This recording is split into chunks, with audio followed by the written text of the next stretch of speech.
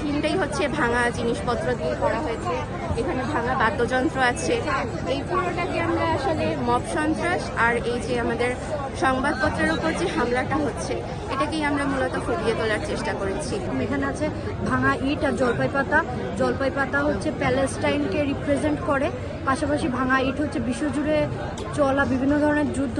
আমরা সরস্বতী পুজো উপলক্ষে প্রত্যেক বছরই ভিন্ন ভিন্ন থিমে আয়োজন করার চেষ্টা করি। তো এবছর 2025 সালের পর থেকেই আমরা দেখতে পাচ্ছি যে দেশে বেশ একটা মব সন্ত্রাসের উপস্থিতি লক্ষ্য করা যাচ্ছে। যে কোনো ঘটনাকে, তুচ্ছ ঘটনাকেই আমরা দেখতে পাচ্ছি যে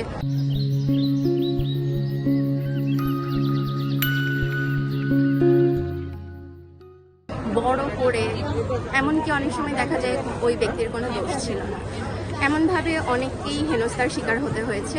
তো মব সন্ত্রাসটাকে মাথায় রেখে আর এই যে রিসেন্টলি প্রথম আলো, দ্য ডেইলি স্টারের মতো এত স্বনামধন্য দুটো পত্রিকার ওপর হামলা হয়েছে এবং তাদের পত্রিকা অফিস পুরোপুরি জ্বালিয়ে দেওয়া হয়েছে, তাদের কোনো নথিপত্র, কোনো ডিভাইস কিছুই অবশিষ্ট ছিল না, ভেতরে গিয়ে ভাঙচুর পর্যন্ত করা হয়েছে।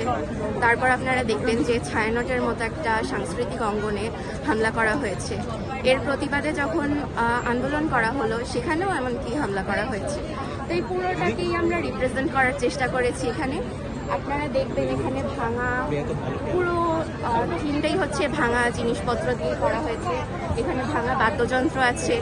এই পুরোটাকে আমরা আসলে মব সন্ত্রাস আর এই যে আমাদের সংবাদপত্রের উপর যে হামলাটা হচ্ছে এটাকেই আমরা মূলত ফুটিয়ে তোলার চেষ্টা করেছি। এগুলো যেন ভবিষ্যতে আমাদের সমাজে আর আমরা দেখতে না পাই।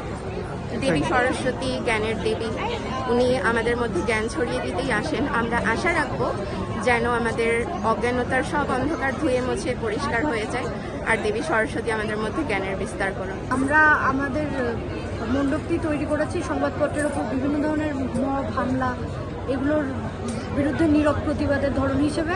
তাছাড়া আমরা আমাদের মণ্ডপে বিভিন্ন ধরনের থিম রাখতে চেষ্টা করেছি, যেরকম এখানে আছে ভাঙা ইট আর জলপাই পাতা। জলপাই পাতা হচ্ছে প্যালেস্টাইনকে রিপ্রেজেন্ট করে, পাশাপাশি ভাঙা ইট হচ্ছে বিশ্বজুড়ে চলা বিভিন্ন ধরনের যুদ্ধ। তাছাড়াও হরিজনদের যে অস্পৃশ্যতার বিষয়টা আছে ওটার জন্য আমরা স্টিলের চায়ের কাপ রেখেছি। চা শ্রমিকদের যেই ন্যায্য মজুরি প্রাপ্তির থেকে বঞ্চিত করা হয় তার জন্য আমরা চা পাতা তোলার ঝুড়ি রেখেছি। বিভিন্ন ধরনের নিপীড়নের বিরুদ্ধে আমরা মেসেজ দিতে চেয়েছি, এটাই আমাদের মূল লক্ষ্য ছিল। কেমন পূজা অর্চনা করলেন এটা একটু জানাবেন। পূজা অর্চনা খুবই ভালো হয়েছে। এবারে ভিড় মনে হচ্ছে আগের বারের থেকে অনেক বেশি, অনেক উৎসবমুখর পরিবেশ, খুবই ভালো লাগছে।